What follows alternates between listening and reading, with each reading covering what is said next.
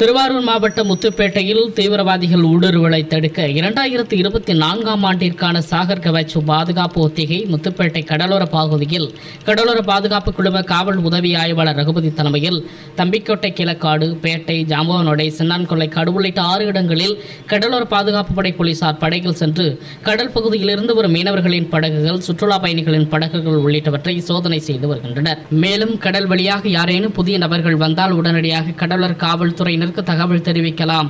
மேலும் இலவச எண் 1093 எண்ணை தொடர்பு கொண்டு தகவல் தெரிவிக்கலாம் என்றும் போலீசார் மீனவர்களுக்கு அறிவுறுத்தினர்.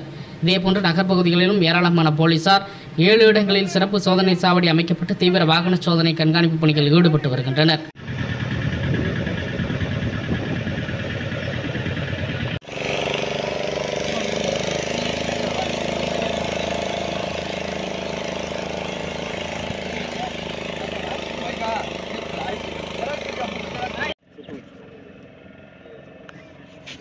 தண்ணி விட்டுறாதீங்க.